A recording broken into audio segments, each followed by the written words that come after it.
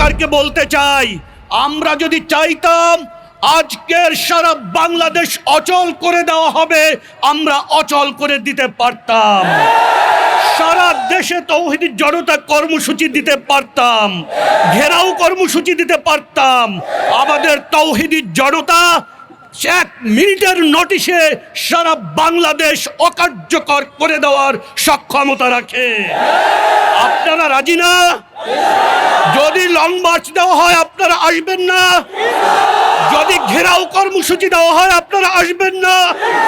ভাইয়েরা আমার, অত্যন্ত ব্যথিত মন নিয়ে আজকের আমাদেরকে এখানে সমবেত হতে হয়েছে। বাংলাদেশ পৃথিবীর 4র্থ বৃহত্তম মুসলিম দেশ।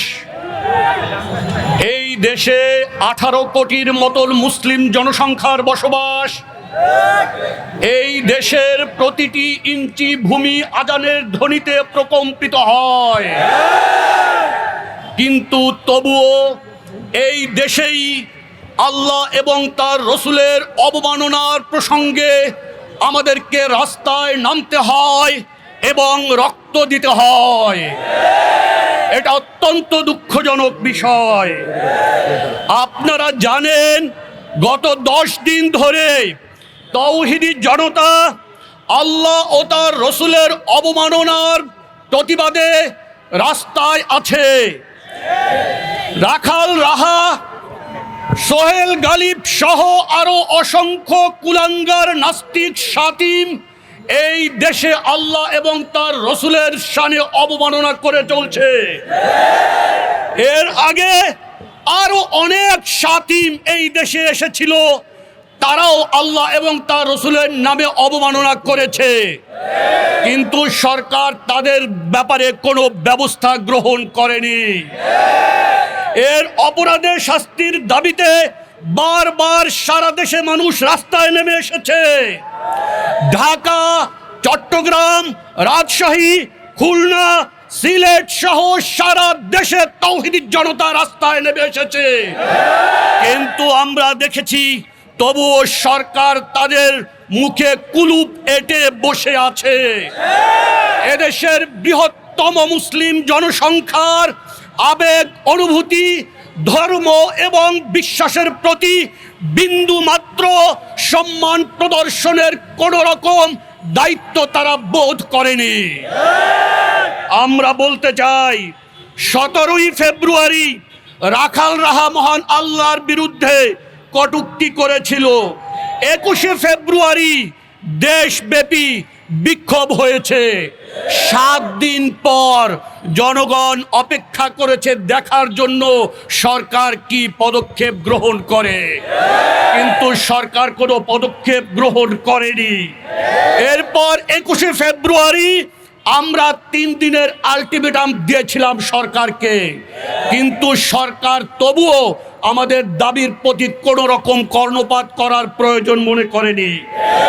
আমরা বারবার মামলা দায়েরের চেষ্টা করেছি তাদের নামে, কিন্তু থানাগুলো, কোর্টগুলো আমাদের সাথে বারবার টালবাহানা করে এসেছে, তারা মামলা গ্রহণ করছে না। আজ 28শে ফেব্রুয়ারি ফের আমরা মুসলিম জনতা রাস্তায় নেমে এসেছি। ইমানের দাবিতে আমরা আবারও রাস্তায় নেমে এসেছি। আমরা অতীতে দেখেছি আল্লাহ রসুলের বিরুদ্ধে অবমাননাকর মন্তব্য করা হয়েছে, কিন্তু প্রত্যেক বাড়ি সরকার নিষ্ক্রিয় থেকেছে। এটা কোনো নির্দিষ্ট সরকারের ব্যাপার নয়, বরং এটা এদেশের রাষ্ট্র কাঠামোর একটা স্থায়ী বিষয়। আমরা স্পষ্ট করে বলতে চাই, অন্য কোনো ধর্ম যদি আজকের অবমাননা করা হতো তাহলে সরকার মুখে কুলুপ এঁটে বসে থাকতো না। আজ যদি কোনো রাজনৈতিক নেতাকে চ বর্গ দিয়ে গালি দেওয়া হতো তাহলে প্রশাসন চুপ করে বসে থাকতো না। আমরা যদি চাইতাম, সরকারকে বলতে চাই, আমরা যদি চাইতাম আজকের সারা বাংলাদেশ অচল করে দেওয়া হবে, আমরা অচল করে দিতে পারতাম। সারা দেশে তৌহিদি জনতা কর্মসূচি দিতে পারতাম, ঘেরাও কর্মসূচি দিতে পারতাম। আমাদের তৌহিদি জনতা এক মিনিটের নোটিশে সারা বাংলাদেশ অকার্যকর করে দেওয়ার সক্ষমতা রাখে। আপনারা রাজি না? যদি লং মার্চ দেওয়া হয় আপনারা আসবেন না? যদি ঘেরাও কর্মসূচি দেওয়া হয় আপনারা আসবেন না? যদি অবস্থান কর্মসূচি দেওয়া হয় আপনারা আসবেন না? আপনারা আসবেন আমরা জানি, কিন্তু আমরা জেনে বুঝে এখনো কোনো কঠোর কর্মসূচি দিচ্ছি না। আমরা জানি জাতীয় পরিস্থিতি ভালো নয়, আমরা জানি আইন শৃঙ্খলা পরিস্থিতি সংকটময়, আমরা জানি গত 2-3 দিন ধরে দেশের মানুষের বিরুদ্ধে উদ্বেগ ও অনিশ্চয়তা সৃষ্টি হয়েছে। আমরা জানি সমাজের বিভিন্ন স্তরে ভীতিকর অবস্থা ও উৎকণ্ঠা বিরাজ করছে। তাই জাতীয় স্থিতিশীলতা ও দেশের নিরাপত্তার কথা বিবেচনা করে আমরা আজও কোনো কঠোর কর্মসূচি প্রদান করিনি। এই কওম ও জমিনের স্বার্থে এই তৌহিদি জনতা বারবার কোরবানি দিয়েছে। আওয়ামী জাহিলিয়াতের বিরুদ্ধে ফ্রন্ট লাইনে কারা ছিল? এই তৌহিদি জনতা। জুলাই গণ অভ্যুত্থানে যাত্রা বাড়িতে প্রতিরোধ আন্দোলন কারা গড়ে তুলেছিল? ভারতীয় আধিপত্যবাদ হিন্দুত্ববাদের বিরুদ্ধে ফ্রন্ট লাইনে কারা যুদ্ধ করেছে? এই তাওহীদি জনতা। তাওহীদি জনতা বারবার এদেশের মাটি ও মানুষের স্বার্থে অবস্থান করেছে ও বুকের তাজা রক্ত ঢেলে দিয়েছে। তাই আজও আবারও সামগ্রিক পরিস্থিতি বিবেচনায় আমরা আমাদের গোটা জনশক্তিকে রাস্তায় মোবিলাইজ করিনি। কিন্তু সরকার যেন ভুল না করেন, সরকার যেন এটাকে দুর্বলতা মনে না করেন। আমরা বলতে চাই, সামনে রমজান এসেছে, সুতরাং এই রমজানের পরিস্থিতি বিবেচনা করে আমরা অল্প কিছুদিনের জন্য আন্দোলন, এই রাস্তায় মোবিলাইজেশনের ব্যাপারে আমরা পুনরায় বিবেচনা করব, সফট আন্দোলন দিব ইনশাআল্লাহ। কিন্তু আমরা এই আন্দোলন থেকে পিছপা হব না ইনশাআল্লাহ। আমরা এই রমজানে প্রতিটি মসজিদে, প্রতিটি পাড়ায়, প্রতিটি মহল্লায়, প্রতিটি এলাকায় আল্লাহ ও তার রসুলের শান ও মর্যাদা এবং অবমাননার শাস্তি নিয়ে পুরো রমজান মাসব্যাপী সচেতনামূলক সভা আয়োজন করব।